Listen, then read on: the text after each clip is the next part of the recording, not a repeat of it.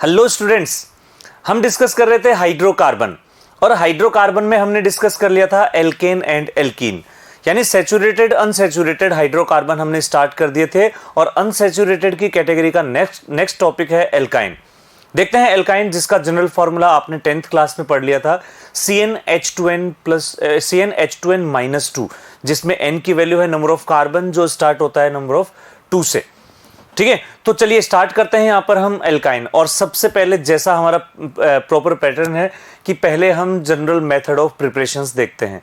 चलिए देखते हैं जनरल मेथड ऑफ प्रिपरेशंस कैसे कैसे हम एल्काइन को अदर कंपाउंड से फॉर्मेशन कर सकते हैं। चलिए देखें, पहले लेफ्ट साइड में हमें सबसे पहले दे रखा है dihalide, vicinal dihalide. और दोस्तों विसिनल डाई हैलाइड को हमें कन्वर्ट करना है एल्काइन में, तो इसके लिए हमें एलिमिनेशन कराना होगा, 2 टाइम्स एलिमिनेशन, यानी हमें 2 HBr रिमूव करने होंगे। इस तरह से ये क्रॉस HBr रिमूव होंगे और ये बन जाएगा एसिटिलीन एल्काइन। और इसके लिए हम एलिमिनेटिंग एजेंट यहां पर यूज कर रहे हैं अल्कोहलिक KOH एंड NaNH2। ये जो पूरी रिएक्शन है 2 स्टेप में होती है।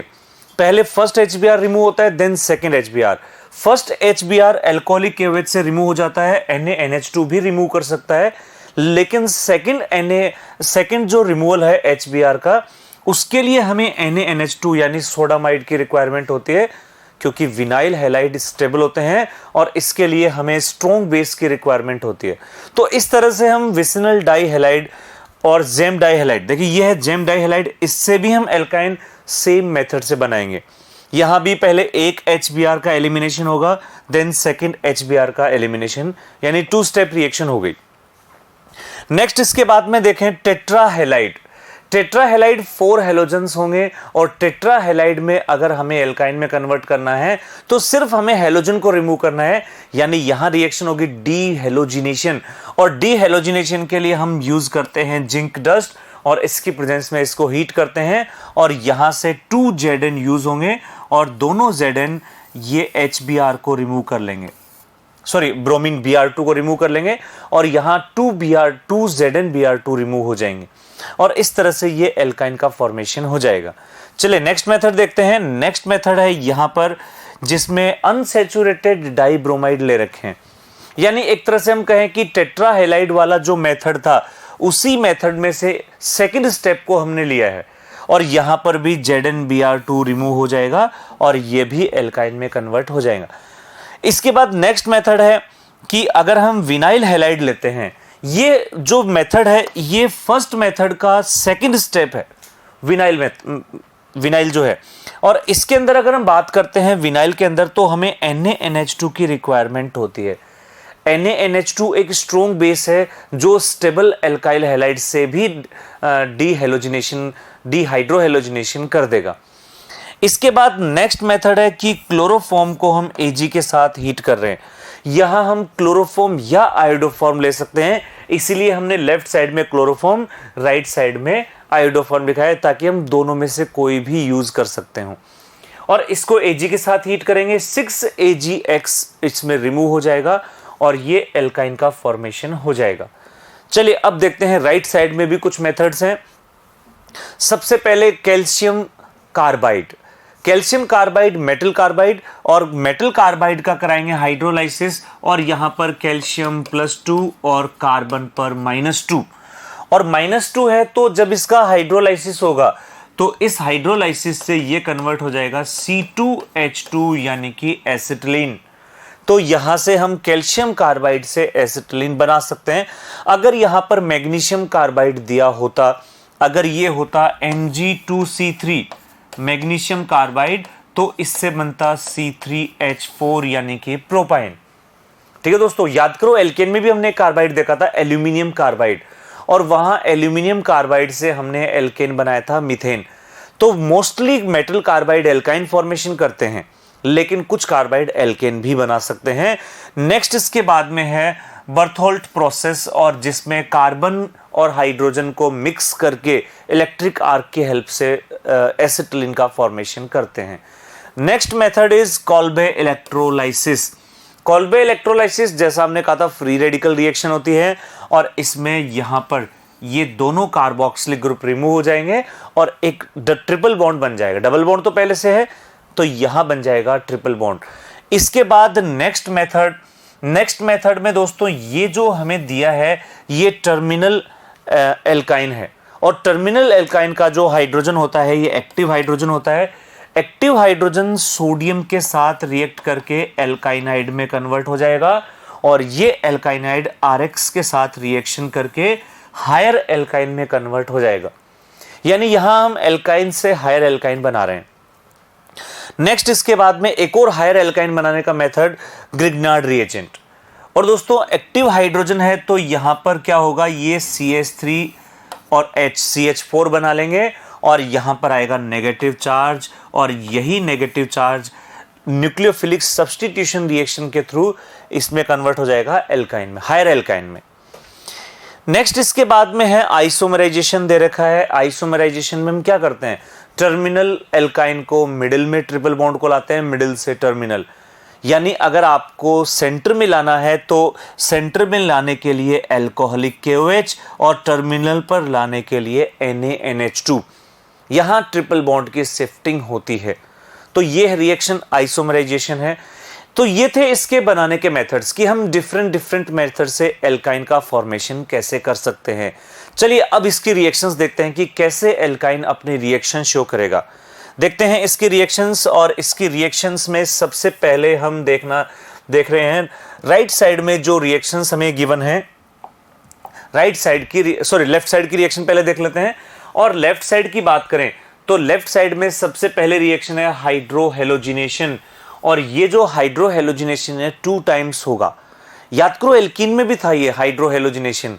एल्कीन में तो क्या था कि एक ही डबल बॉन्ड था, एक ही पाई बॉन्ड था, इसलिए एक सिंगल टाइम HX का एडिशन हुआ था। लेकिन यहां पर 2 टाइम्स HX का एडिशन होगा, और ये 2 टाइम्स जो HX का एडिशन होता है यहां पर हम मार्कोनिकोफ रूल लगाते हैं। फर्स्ट मार्कोनिकोफ रूल तो वैसा ही है जैसा एल्काइन में था। सेकंड मार्कोनिकोफ रूल जो है वो क्या है, वेयर फर्स्ट देयर सेकंड, यानी जहां पर फर्स्ट हाइड्रोजन ऐड हुआ है वहीं पर सेकंड हाइड्रोजन ऐड होगा सेम कार्बन पर, और जहां फर्स्ट हैलोजन वहीं सेकंड हैलोजन, दोनों के अंदर सेम। चलिए इसके बाद नेक्स्ट रिएक्शन देखते हैं। Next reaction HBr and peroxide, और यहां लगेगा एंटी मार्कोनिकोफ रूल। तो जो यहां पर हम देख रहे थे प्रोडक्ट तो जेम डाई हैलाइड ही बनेगा, लेकिन वो मिडिल में आए कि कॉर्नर में, ये डिपेंड करेगा पेरोक्साइड पर।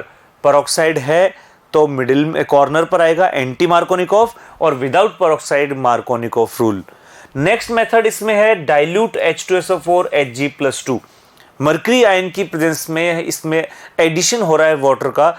ये मर्करी आयन क्या करता है, रिएक्टिविटी को इन्हांस करता है, इंक्रीज करता है। जैसा कि हम जानते हैं इलेक्ट्रोफिलिक एडिशन रिएक्शन के लिए एल्काइन की जो रिएक्टिविटी है ये एल्कीन के कंपैरिजन में कम होती है, और अगर हमें रिएक्टिविटी को इंक्रीज करना है तो इसके लिए हम मिलाते हैं इसमें Hg+2, एक साइक्लिक मर्करी आयन इसमें फॉर्मेशन होता है।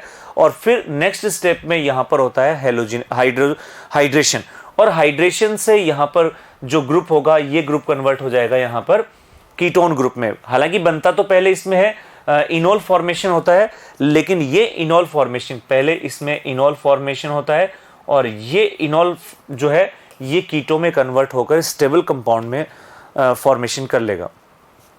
ये था इसमें addition of water in presence of mercury ion. इसके बाद नेक्स्ट है ओजोनोलाइसिस। ओजोनोलाइसिस में जैसे हमने कहा था एल्कीन के अंदर भी कि डबल बॉन्ड तोड़ दो, ऑक्सीजन जोड़ दो, यहां पर है ट्रिपल बॉन्ड। ट्रिपल बॉन्ड में हम क्या करते हैं, डबल बॉन्ड को ही ब्रेक करते हैं, लेकिन एक सिंगल बॉन्ड यहां पर रह जाएगा, तो यहां डाई कार्बोनिल कंपाउंड बन जाएंगे, die carbonyl compound.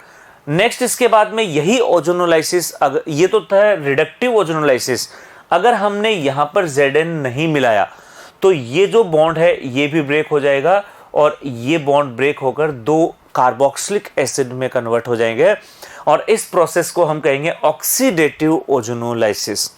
Oxidative ozonolysis. इसके बाद एक आउट ऑफ सिलेबस रिएक्शन है जिसमें आर्सेनिक ट्राइक्लोराइड से रिएक्शन कराते हैं और एक कंपाउंड बनता है लेविसाइट। एक हाईली पॉइजनस कंपाउंड है जिसका यूज सेकेंड वर्ल्ड वॉर में किया गया था, लेविसाइट। सिलेबस से बाहर है, इसको हम एक्स्ट्रा रिएक्शन मान सकते हैं। नेक्स्ट है HOCl। HOCl hypochlorous acid. और दोस्तों जब HOCl का एडिशन होता है तो कभी कभी यहां पर हमें H2O प्लस Cl2 भी गिवन हो सकता है, H2O प्लस Cl2। तो ये दोनों मिलकर भी HOCl का फॉर्मेशन करते हैं। और यहां पर मार्कोनिकोफ रूल के अकॉर्डिंग यहां हम इस तरह से कह सकते हैं Cl प्लस OH माइनस, यानी chlorine as a electrophile, OH as a nucleophile attack करेगा और 2 टाइम्स अटैक होगा। सेकंड रूल वही Markovnikov second, where first there second. तो जहां पर फर्स्ट OH आया है वहीं सेकंड OH आएगा, और यहां पर जब एक और OH आएगा तो ये अनस्टेबल हो जाएगा, एक कार्बन पर 2 OH, और वो कीटो ग्रुप में कन्वर्ट हो जाएगा। होगा तो यहां पर Cl, जहां पर फर्स्ट क्लोरीन वहीं पर सेकंड क्लोरीन, और इस तरह से ये कंपाउंड बन जाएगा हाइपोक्लोरस एसिड से। चलिए अब आते हैं राइट साइड में कुछ रिएक्शंस पर। राइट साइड में सबसे पहले हाइड्रेशन दे रखा है, हाइड्रोजनेशन। और ये जो दोनों तीनों रिएक्शन है, फर्स्ट 3 रिएक्शंस, ये हम एल्कीन में डिस्कस कर चुके हैं, एल्कीन की फॉर्मेशन में। याद करो हमने कहा था इसमें जब हाइड्रोजन और निकल है, अगर हमने इसको कंट्रोल नहीं किया तो एल्केन बन जाएगा। लेकिन अगर यहां पर BaSO4 मिला दिया जो कि कैटालाइटिक पॉइजन है, तो ये केवल एल्कीन तक फॉर्मेशन करेगा, जिसको हमने कहा था लिंडलार कैटलिस्ट। और birch reduction sodium and liquid ammonia, और सोडियम एंड लिक्विड अमोनिया में भी इसमें एल्कीन बनेगा, लेकिन sodium with liquid ammonia birch reduction इसमें ट्रांस बनेगा, और यहां पर अगर हम देखें लिंडलार कैटलिस्ट में सिस बनेगा। नेक्स्ट सोडियम लिक्विड अमोनिया ले लिया, लेकिन अगर टर्मिनल एल्काइन है तो टर्मिनल एल्काइन में यहां एल्कीन में कन्वर्ट नहीं होगा, यानी यहां बर्च रिडक्शन नहीं होगा, यहां कन्वर्ट होगा सोडियम एल्काइनाइड में। ये टर्मिनल एल्काइन की रिएक्शन भी है। एक और टर्मिनल एल्काइन की रिएक्शन है Tollens reagent, ammoniacal silver nitrate, जिसको हम कहते हैं टोलन रिएजेंट। और टोलन रिएजेंट में जो Ag है ये व्हाइट PPT बना लेता है, हैवी होता है, इसलिए प्रेसिपिटेट की फॉर्म में डिपॉजिट हो जाएगा। इसके बाद में नेक्स्ट है RMGBr, ग्रिग्नार्ड रिएजेंट। और ग्रिग्नार्ड रिएजेंट की रिएक्शन जब हम टर्मिनल एल्काइन से कराते हैं तो एल्केन का फॉर्मेशन होता है।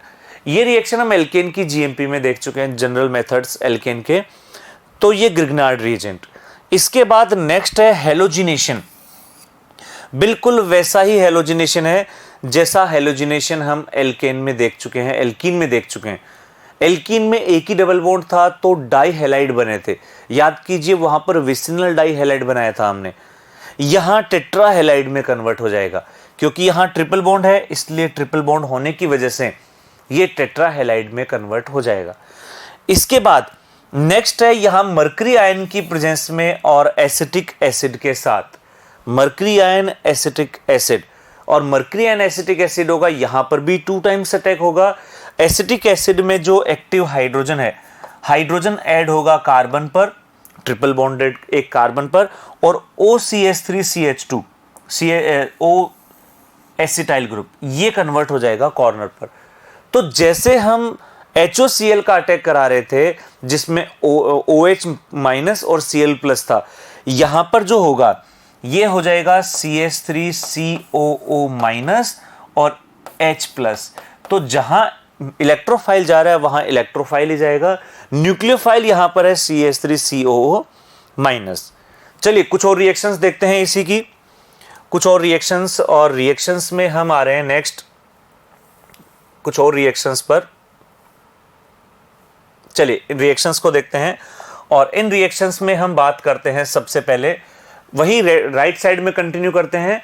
और यहां जो रिएक्शन थी ये है इतना जो रिएक्शन है, याद कीजिए हाइड्रोबोरेशन ऑक्सीडेशन था, एल्कीन में देखा था हमने, जहां हमने एल्कीन से अल्कोहल बनाया था। यहां भी यहां एल्काइन है और एल्काइन से अल्कोहल न बनके इनोल बनेगा, यहां बनेगा इनोल, और ये जो इनोल है ये अनस्टेबल होता है और ये एल्डिहाइड में कन्वर्ट हो जाता है। अगर ट्रिपल बॉन्ड मिडिल में होगा तो कीटोन भी बन सकता है। नेक्स्ट रिएक्शन है रेड हॉट कॉपर या iron tube. Red hot copper या आयरन ट्यूब लेते हैं तो यहां होता है एरोमेटाइजेशन, ट्राइमराइजेशन, जिसमें ये एरोमेटिक कंपाउंड बेंजीन में कन्वर्ट हो जाता है। नेक्स्ट है निकल साइनाइड, और निकल साइनाइड की प्रेजेंस में जब 4 एसिटिलीन मॉलिक्यूल रिएक्ट करते हैं तो ये टेट्रामेराइजेशन होता है और साइक्लोओक्टाटेट्राईन। याद कीजिए ये जो कंपाउंड है ये देखने में एंटी एरोमेटिक जैसा लगता है बट ये नॉन एरोमेटिक होता है। नेक्स्ट रिएक्शन, अब आते हैं लेफ्ट साइड में। लेफ्ट साइड में हम देखें रिएक्शन हमें गिवन है ऑक्सीडेशन। और दोस्तों ऑक्सीडेशन हम कराते हैं अगर एल्कलाइन केमिनोफोर से। एल्कलाइन केमिनोफोर अगर रिएक्शन हम करा रहे हैं तो ये जो एल्कलाइन केमिनोफोर है ये एल्कलाइन केमिनोफोर कार्बोक्सिलिक एसिड में कन्वर्ट कर देता है इसको, कार्बोक्सिलिक एसिड में। इसके बाद नेक्स्ट है, अगर ये एसिडिक मीडियम में ले रखा है स्ट्रॉन्ग ऑक्सीडाइजिंग एजेंट और ये इसको फॉर्मिक एसिड में कन्वर्ट कर देगा एसिटिलीन को, फॉर्मिक एसिड, और फर्दर ऑक्सीडेशन से ये CO2 में कन्वर्ट हो जाएगा। सेलेनियम ऑक्साइड एक वीक ऑक्सीडाइजिंग एजेंट है जो इसको डाई कार्बोनिल कंपाउंड तक ही कन्वर्ट कर पाएगा, डाई कार्बोनिल कंपाउंड। ये तो था एसिटिलीन का ऑक्सीडेशन। अगर यही ऑक्सीडेशन हम अदर एल्काइन का कराएं, जैसे प्रोपाइन का करा रहे हैं, तो प्रोपाइन में क्या होगा, ये जो एल्कलाइन केमिनोफोर है ये तो कन्वर्ट करेगा इसको ये कह सकते हैं अल्फा कीटो और carboxylic acid, alpha keto carboxylic acid में। लेकिन अगर यही हमने एसिडिक ले लिया तो ये ट्रिपल बॉन्ड पूरी तरह से ब्रेक हो जाएगा और दोनों तरफ इसके एसिड बनेंगे। और हम जानते हैं फॉर्मिक एसिड अगर रिएक्शन में बन रहा है तो वो फर्दर ऑक्सीडाइज होकर CO2 में कन्वर्ट हो जाएगा, formic acid. Selenium oxide again weak oxidising agent है तो ये केवल इसको डाई कार्बोनिल कंपाउंड में ही कन्वर्ट करेगा, केवल डाई कार्बोनिल कंपाउंड में ही कन्वर्ट करेगा। इसी प्रोसेस में अगर हम इसी सीक्वेंस में एक और ऑक्सीडेशन रिएक्शन देखना चाह रहे हैं और वो है K2Cr2O7। K2Cr2O7 का वर्क वही होता है जो एसिडिक केमिनोफोर होता है और ये भी इसको किसमें, यहां पर जो कंपाउंड ले रहे हैं ये हमने लिया नॉन टर्मिनल एल्काइन, और non terminal alkyne strong oxidising agent है, दोनों तरफ इसके कार्बोक्सिलिक एसिड बन जाएंगे। सेलेनियम ऑक्साइड अगेन एक वीक ऑक्सीडाइजिंग एजेंट है जो इसको डाई कार्बोनिल ग्रुप में कन्वर्ट करेगा। तो दोस्तों ये था अपना आज का चैप्टर एल्काइन। ठीक है, उम्मीद करते हैं चैप्टर आपको समझ में आ गया होगा। Thank you students.